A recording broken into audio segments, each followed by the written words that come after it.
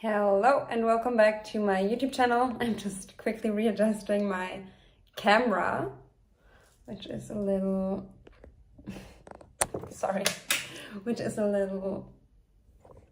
not the way it should be. All right. Hello, welcome back to my YouTube channel. My name is Julia, and in today's video, I'm going to talk about the pitfalls of SP manifestation. I'm going to talk precisely about one specific pitfall that I feel inspired to talk about today. But before I get started with today's topic, welcome to my YouTube channel. Welcome back if you have been here before. As I said, my name is Julia, and on this YouTube channel, I'm talking about all things manifestation, consciousness, inner healing, and self-love. And my battery is low. And if you are looking for one-on-one support on your journey, feel free to reach out to me. I offer DM, phone, and video coaching. You can check out the links in the box below. And I'm hosting a scripting workshop, which is going to be such a game changer on your manifestation journey. I'm going to host it on 26th of November at 5 p.m. Central European Time. Should be a match for most time zones. And in the scripting workshop, I'm going to help you to get into the state of the wish fulfilled with scripting and show you how to do that, because I know that many people struggle with getting in the state of the wish fulfilled. I'm also going to show you how to use scripting to saturate your mind and your subconscious mind with the new beliefs. So we're going to discuss different scripting techniques and how you know that they are actually working, how you know that you're doing it right. And the reason that I'm starting with a scripting workshop and not with an affirmation workshop is that by scripting, by learning how to script, this is going to help you a lot with your affirmations. And it's a great foundation for your manifestation practice, because when you're scripting, you're really focusing your energy, and it really helps you to slow down through the process of actually writing it out and feeling into the affirmations or the texts that you're writing. Whereas when you're affirming, it's a little easier to just become a little robotic. So I'm going to show you how to use scripting to actually feel what you're affirming. And then from there, we are also going to have an affirmation workshop in the future that and the scripting workshop is basically going to set a great foundation for that workshop as well, and for your manifestation and affirmation practice in general. So definitely make sure to check that out in the box below. I'm going to put it there after this video is live. Currently, there are still a few 15 euros tickets available. Not so many, the price will go up afterwards, but yeah, 15 euros is really not much for that workshop. It's going to stay affordable, but right now it's really, really affordable. So if you want in, then now is the time for you to get your ticket. I'm probably also going to develop a workbook for you to work through the scripting workshop. And also, of course, if you can't attend live, you will receive a recording. The recording is cheapest now as well, so get your ticket now. And enough of that. I just talked for 3 minutes and almost 4 minutes without starting with the topic. That is not acceptable. So let's get into today's topic. Pitfalls of SP manifestation. I feel that this topic is so important to talk about because so many of us, so many in the law of assumption or law of attraction community are almost, maybe more than almost, addicted to manifesting their SP, and they're addicted to their SP basically. And why I'm framing it this way is because I'm currently listening to a book from Alan Carr about smartphone addiction. I'm listening to it because I want to personally work on how I'm using my smartphone. I'm obviously working a lot on digital devices, and I'm from my laptop, my smartphone a lot. And I'm using it a lot. I need it to work and I love working with it. But I've also noticed that sometimes I feel like I'm not using it in the most beneficial way, and I want to change that. So I started listening to that book. And in that book, he talks about smartphone addiction. And while I was listening to it, I realized that obviously, I mean, maybe it's not that obvious, but like for me, it seems obvious. There are many symptoms that actually apply to SP manifestation as well, that kind of sound like people might be addicted to their specific person. And that is actually like, I guess addiction sounds so strong, but it is actually proven that when we are receiving, okay, I need to word this in English, like let me think about it. How can I word this? When we are sometimes receiving positive feedback from a person or positive validation from a person, and sometimes we're not receiving anything from them or they're ignoring us, it is proven that for people, especially with traumatic, like certain traumatic backgrounds, I know I'm not being very eloquent right now, but like bear with me, they get hooked on that. How is this called?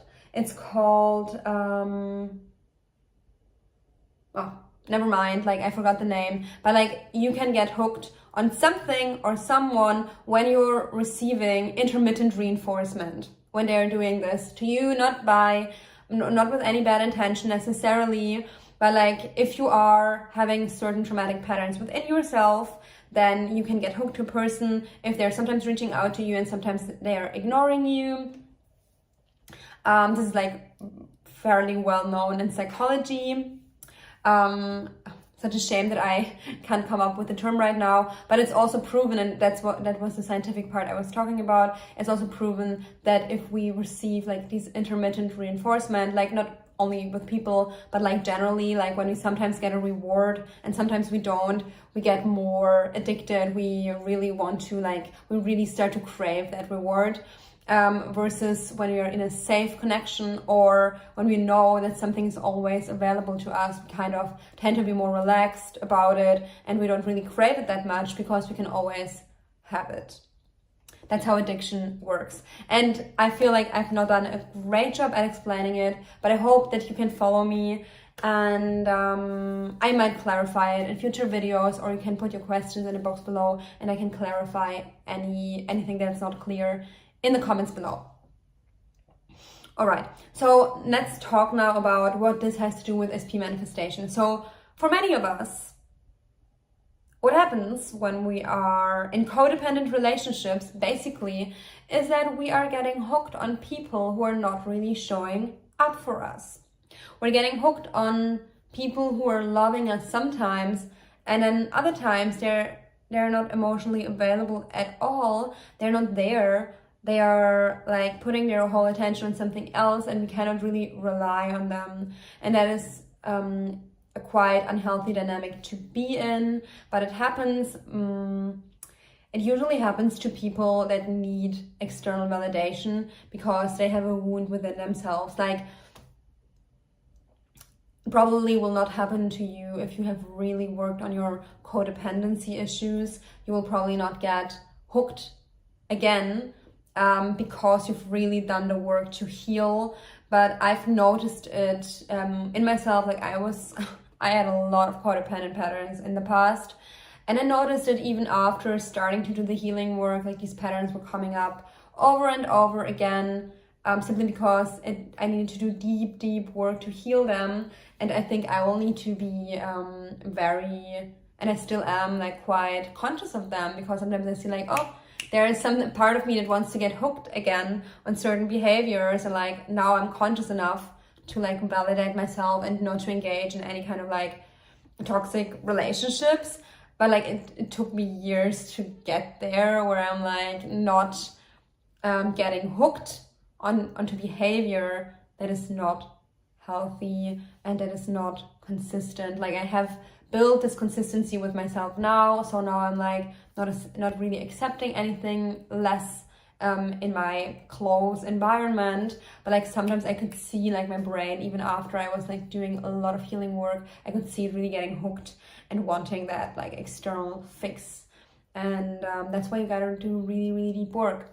And bringing all of this back to SP manifestation, what I think happens, and what I don't only think it, like I see it happening, unfortunately, is that people that have a codependent pattern, they get hooked, and they get hooked on other people who are not really choosing them, who are not really showing up for them. Maybe they're displaying a little bit of a narcissistic trait, but I honestly don't want to get into the entire narcissist empath dynamic, because we all have certain narcissistic and empathic traits.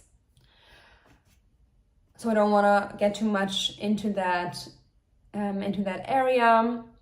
But like, if you notice yourself getting hooked on someone to the extent that you think that you can't live without that person, or you just really, really, really need them, and you really, really, really want to manifest them, and you're noticing that you are slightly desperate or very desperate, then you know something is off. Like, not only if you need them, but like if you're just getting hooked in the way that they almost feel like a drug, like they are up there and you're down here, and you really, really, really want to make it happen, and you can't really focus on anything else. That's like really addictive behavior. And for many people, like sometimes all I hear is like, yeah, I really want to make this happen. I have to make this happen. Like, they are talking about this as if they are not worthy if they won't make it happen. And what happens when you're in this mindset of like, I really gotta make it happen? You are in the mindset of like, you gotta prove something to yourself. And that is also like coming from a very unhealthy place. Like, you don't have to prove anything to yourself. You don't have to prove that you can manifest your specific person. Like, why do you think you have to prove that? And what will you prove exactly? That you're good enough, that you're worthy, that you're loved? This is all coming from lack. As long as you're trying to prove something, you are basically not believing that it's already yours, and you're still not a conscious creator. You're deeply ingrained in lack, if I can even phrase it that way. So you want to watch out for feelings of not being good enough, feelings of desperation and neediness, hyper focus on your specific person.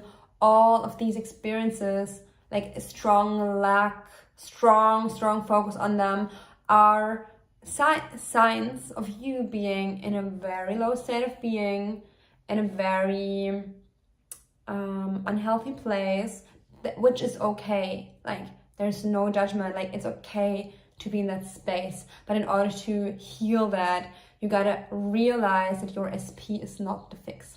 And as I said, I'm listening to this book about smartphone addiction. I've listened to another book from Ellen Carr about smoking and being addicted to cigarettes. I've been I don't even want to say I've been a smoker in the past, because I never considered myself to be a smoker and never really fully took on that self-image, but I smoked in the past. I was hooked on it. I knew that I was addicted, and I quit smoking very successfully.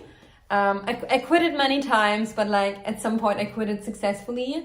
And now I'm listening to this smartphone addiction book, and the similarity between all addictions is that, and now I lost my train of thought now in this important moment. I lost my train of thoughts. That's not good, but I'm gonna get it again. So the similarity, or the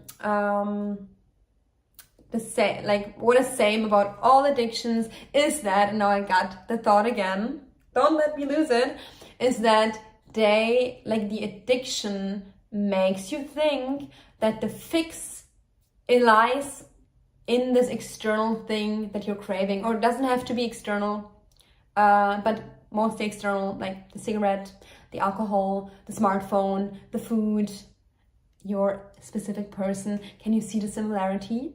The addiction makes you think that the thing that you're addicted to is the fix, when actually the thing that you are craving is causing the distress. So like let's draw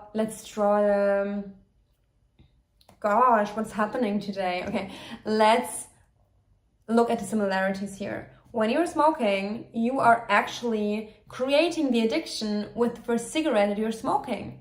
You are smoking, in your brain you're releasing certain chemicals or certain neurotransmitters, like, never mind the vocabulary, please just understand what I'm trying to explain. So you're releasing certain chemicals, dopamine, for example, your dopamine levels go up, and then after you smoked, they go down. And what you have created now is a lack of dopamine after you smoke. So they go up for a little bit, but then they go down again, and they go down below your normal level after you're smoking. So now, when you're addicted to smoking, you are feeling a relief when you're smoking, but really what you're just getting is your dopamine level goes back to normal. When you're not smoking at all, your dopamine level is not out of balance. But when you're smoking, you're making it go out of balance, and then you're feeling distressed when it's not, when you don't smoke. But smoking is causing the imbalance. Same with the smartphone. If you don't have a smartphone, you don't feel a lack of a smartphone, but when you're using it, because of the way so many apps are designed, your reward system in your brain is activated, and now you're releasing like feelings of pleasure. But like, and I really don't explain it. I'm just reading the book right now, and like, I'm really not explaining it in the most perfect way, but I think that you can follow me. So you're releasing certain chemicals that make you feel pleasure, but after using them, because of the overstimulation, your dopamine levels, or I honestly don't know exactly what happens in your brain when you're using your smartphone, but it's basically a similar mechanism that you are filling the void that you're experiencing with your smartphone. Your reward system is reacting to it, and you are feeling an emptiness when you are not using your smartphone. So you are going back to your smartphone over and over and over again. But the thing that actually causes distress is that you're constantly hit with so many stimuli that don't really add to your long-term happiness. It's very different with the smartphone because you can use it in a healthy way.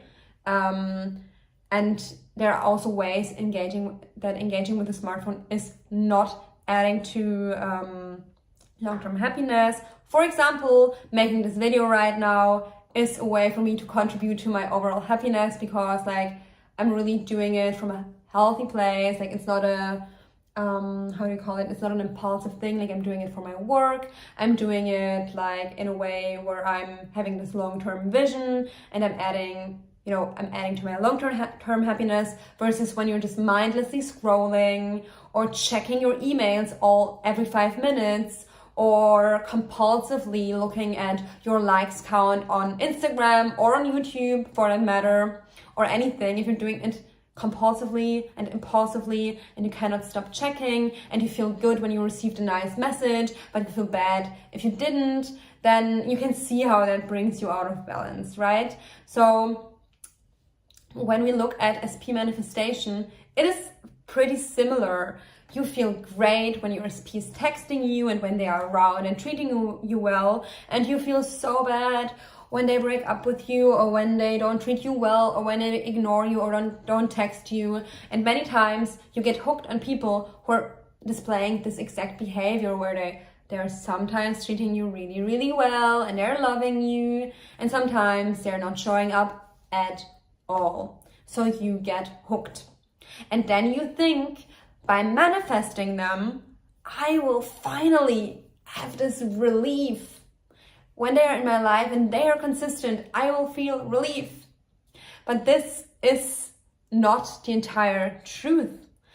yeah, you might feel relief if somebody shows up for you consistently, but actually this is just the case if you have done the work to heal yourself. Like, I think so many people can actually relate to that. And if somebody shows up for you consistently, sometimes it freaks you out and you're like, what the heck? Like, I don't want that. Or it freaks me out because like I'm not used to it, or you don't even know maybe why it freaks you out, but you just wanna, you know, if you're not ready for it, you just like wanna run away and you're like, like something bad must happen, I can feel it. Or I don't want this person anymore, because you are not used to being shown up for, you're not used to being loved, so you self-sabotage. That's why you think right now that manifesting your specific person is the fix. No, yeah, you think manifesting the specific person is the fix, you think they are the fix. This is not true at all. They're not the fix. They are the person that you could have a healthy relationship with if you heal yourself, if you start to feel happy within yourself, and then you maintain those healthy patterns in your dynamic with them. But that means that you have to stop needing them. You have to stop needing the thing that you're addicted to. The smartphone is actually a very great example, because the smartphone is something that you can use in a healthy way. Smoking, for example, is not a good example, because smoking, there's no really sustainable way that smoking will add to your happiness. Like, it's mainly unhealthy. If we're talking about cigarettes, smoking cigarettes, like, but generally smoking, I don't think it's the healthiest thing to do. I don't want to get into other things you can smoke and how they might impact you, because I've never been addicted to other things than nicotine when it comes to smoking. So smoking cigarettes will normally not add to your happiness. It will decrease your happiness, and it will give you the illusion that you oh my god, I feel like my brain today is like all over the place. Anyway, it will give you the illusion that you're gaining something when you really don't. The smartphone is a much better example, because with your smartphone, you can use it in a healthy way. Like with your SP, you can have a healthy relationship with your specific person. Do you think that you will have a better usage of your smartphone because your smartphone is changing? No, you don't. With the smartphone, it's easy because it's an object, right? Like, it's similar with your specific person. You will not have a healthier relationship when they are changing. You will have a healthier relationship mainly when you are changing. Obviously, they are a person, so they will change too and heal too, and have need to have healthy patterns as well. But generally, like what I've observed in my life, when I start to relate to people in a healthy way, they are much more likely to relate back to me in a healthy way as well. Yeah, there might be some adjustment time needed. Yes, it can be difficult because sometimes you want to fall back into old patterns. But generally, if you keep on healing yourself and you keep on engaging in a healthy way, people are entraining in your energy. Like I have, somebody asked me if I have recreated specific people in my life. And yes, I am recreating specific people in my life. It sounds, I feel sometimes this specific person vocabulary sounds a bit strange, but like basically there are, and I don't want to get too much into detail because of personal reasons, but like there are people in my life, they have been in my life for very, very long, and I will talk about this more in the future. And like I'm continuously healing that relationship to a very, very beautiful extent, where like the relationship was nowhere close where it is right now. And as I grew up, there were many phases that we went through, and now the relationship is in such a great space. There are still patterns showing up sometimes where I really need to like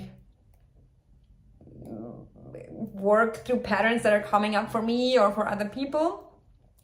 But I've reflected on it, and it's continuously improving because I believe in it, because I kept believing in it. So recreating is not necessarily the easiest task. I think though we need that because we all have people in our lives that we want to stay in touch with, and maybe, you know, because of some trauma, there are unhealthy patterns in a relationship, but we know that the love is big enough to heal that relationship.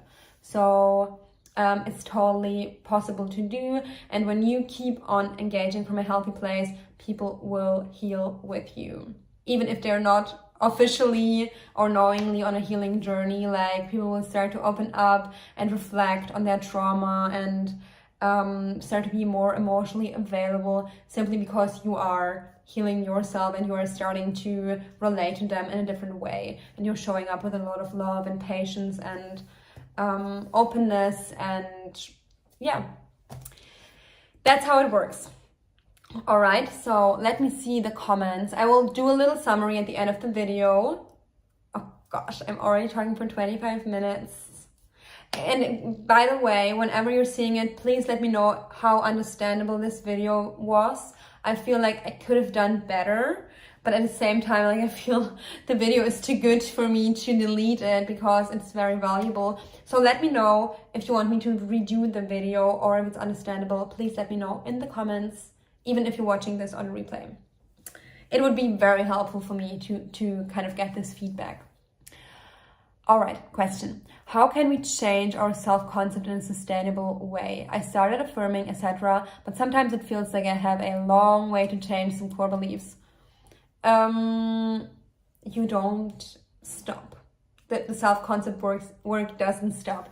I do understand that sometimes it can feel like difficult and like it takes a long time. And I feel right now in a very amazing position to say that it does work.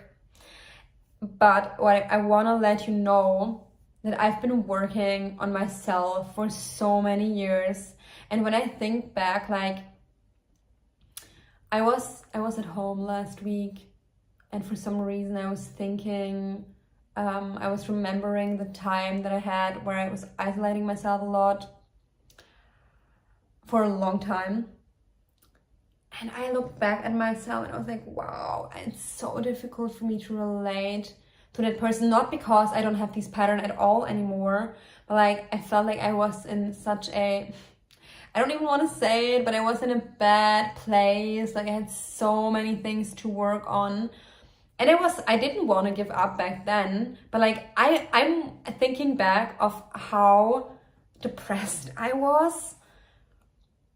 And maybe it's not like I was still having energy and I was still doing stuff, like, but I feel like in certain areas of my life I was just not in a good place. So probably from the outside looking in, people were not thinking of me as depressed at all.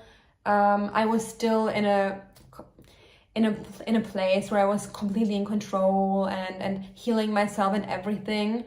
But like, how can I describe it? But I feel still, in comparison to my true self and how good I can be, I was kind of stuck in certain areas of my life, and I was feeling, I was feeling kind of off.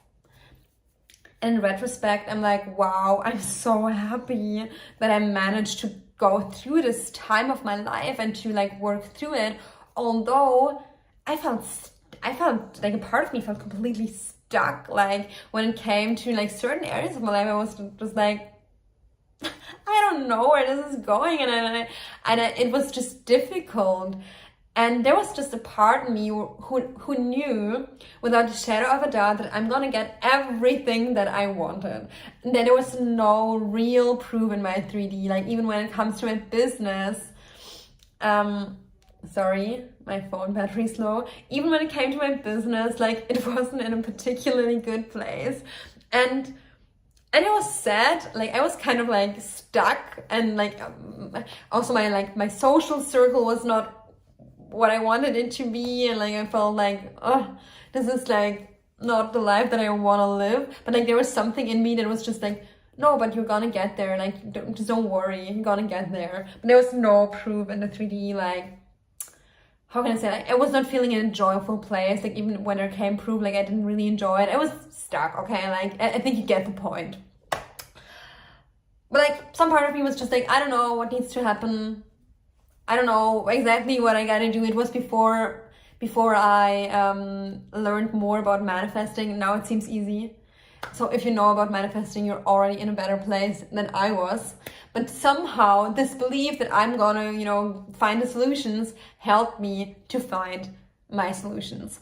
And to come back to your question, what I'm trying to say is like, yeah, sometimes it feels so far away, but you are already having the tools that you need. Like, when I think back, and I think why it took me so long, is I didn't really know the direct tools. Like, I was into coaching and this kind of stuff, but like, I was not, you know, with self-concept work and affirmations, you can really target exactly what you want to change about yourself, and it works.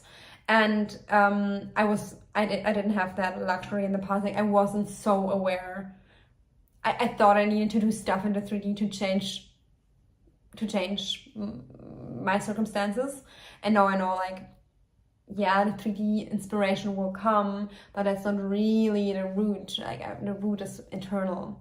And I knew that, but like, I didn't have the tools that I have today. So you will succeed with your work.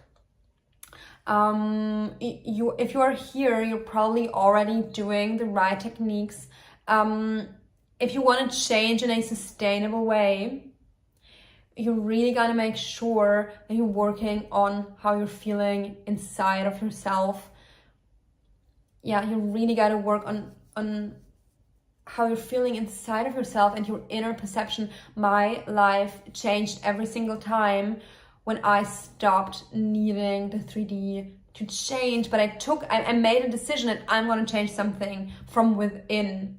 And how can I say, like, it naturally led to me taking different actions in the 3D. Like, sometimes action can also lead to a change internally, like, but it's really intertwined. Like, you gotta look at both. Yeah, you cannot just sit there affirming and never going out of your apartment. Like, that's also not healthy. But like, you gotta really look that you're also changing your inner beliefs. That's what I think is really sustainable. But make sure that when you're changing your beliefs, it does change something in your 3D as well. Like, I'm not gonna sit there all day affirming that I'm having an amazing social circle, but I'm never leaving my house. Like, that's kind of a trap that like, I'm someone who is like, I have isolated in the past. Like, that's something that I did. It's something that my mind still wants to do sometimes. So don't fall into that trap. Like, it can be a manifestation trap to only do inner work, and like, you're never really like wanna like really do stuff in the 3D. So it's gotta come together. But when you're really changing yourself internally, then you're gonna see that you will want to take external action as well. I'm gonna read through the question again. I started affirming, but sometimes it feels like I have a long way to change some core beliefs. And yeah, sometimes it can feel like there's a long way to go, but I want to remind you that everything you want is already here. So change is already here. The potential for you to manifest everything that you want is already here. The only thing that you gotta do is access it consistently. What I think many people are getting trapped in is their thoughts about how long it's gonna take them. And it's true that things seem to take time, but it's also true that you have access to everything right now. Like, when you're in the state of the wish fulfilled, it doesn't feel like it's happening tomorrow. It feels like it's happening now. Maybe it's not the full experience that you will have, like, when you're really accessing the wish fulfilled a lot. At some point, it will feel more full and more real, and it's gonna happen in the 3D reality as well. But the truth is also, when you're accessing the wish fulfilled, you already have a piece of what you want right now.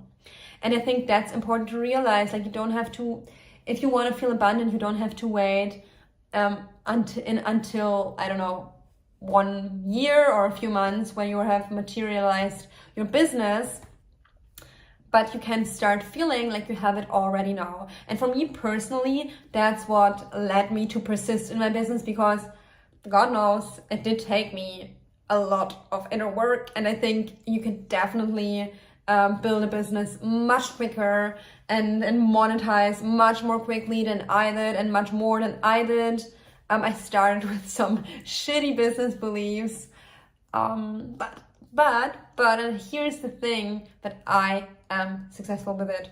I'm successful with it, and I know I'm gonna be very successful with it, because I believe in myself, and this is exponential growth that I have set myself up for. I'm doing what I love, and I believed in myself, and I overcame those first hurdles that other people might never overcome, even if they had a better business foundation that I had, because I was not a business person whatsoever. I still don't identify like as a business person or something like that. Like, what I'm saying is, like, there are people who have would have a much easier time having a business because they had better beliefs about that, but because they didn't believe in themselves on another level, and they didn't have that persistence, they will never materialize their business, they will never materialize their dreams, simply because they don't believe in themselves. So as long as you believe in yourself, you will materialize what you want. And don't worry if it takes a little longer at the beginning. Like, I struggled with depression at the beginning. Like, I still sometimes have shitty, or I don't want to say shitty, but like very difficult patterns come up, because I struggled with that in the past. But who cares how long it takes? Like, it's your journey. Like, I talked about this to a client. I was like, there are people who have never struggled with depression. No wonder they might be thriving. Some of them might be thriving more quickly in certain areas. But like, who cares? Like, do I need to compare myself to someone else? Okay, give me 1 second. I think my battery is low. Okay, no, I still have a few minutes. Do I have to compare myself to these people? Do I really care? Like, in a sense, do I really care to compare myself to them? Like, who benefits from them? From that? Absolutely no one. Like, I personally, I don't want to say that I never compare myself, or I never have thoughts of like, oh, I could have already done this or that. But like, there's something deeper in me that says, like, Julia, there's absolutely no comparison possible, because what you're overcoming is absolutely unique to you. You have a very unique way that you can help people because of what you've experienced. And honestly, I feel like I overcame so unique, maybe not unique, but like so profound challenges by having struggled with depression and mental health. Like, I'm feeling very strong because of that. I feel like if you can overcome like deep mental health struggles, then you are getting very, very, very powerful, because it's a suffering that is not very visible to many people, and you need a lot of self-love and self-compassion to really heal yourself. But it's possible for everyone. Like, that's the message that I want to leave this topic on. It's possible for everyone. Get help. There's so much content online. It's never been easier to heal from depression, I guess, than today, if you are putting your focus and finding the solutions for yourself. And like, maybe I need to correct some of the things that I've said. I don't know how it was to be depressed in other times. I just know that I've seen people, and it wasn't beautiful to look at, because, you know, they were depressed and not happy, and they didn't have the tools to help themselves. They didn't have the access, and their lives didn't go the way that, you know, they could have went. But we're living in a day and time that we can have the tools. The tools are available all over the internet. We just have to use them. We just have to find what works for us. And that being said, I think you know that you just have to persist. You will get the changes that you want to if you just persist. Don't fall into the illusion of thinking that then the change is somewhere out there or sometime in the future. The change is right now. You can be the person you want right now. Maybe not 100% change, but maybe 0.5% change. 0.5% today, 0.5% tomorrow, and you're walking step by step by step, and the changes will add up and they will be exponential.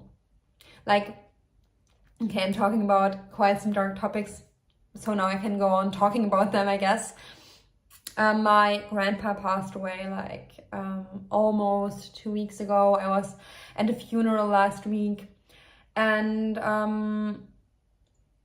yeah, it's a profound experience. Of course, there's a lot of sadness and grief involved when somebody passes away.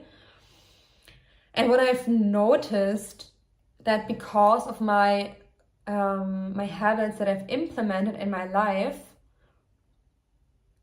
I'm so held by the habits that I've created. For example, I'm running almost every single day, like from Monday to Friday, I'm running.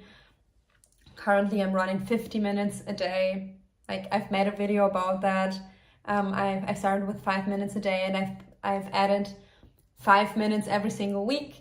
So this week I'm at 50 minutes a day. And like this habit, for example, or my healthy eating habits, they help me, and my work that I'm doing, they help me so much to stay stable. So of course I was grieving. Of course I'm sad. Of course I'm thinking about the life that my grandfather lived and the way, and I'm wondering about how it was for him to pass away, and I can't know the answer right now. I can't, from the state of consciousness at least that I'm in, at the moment I can't know the answer.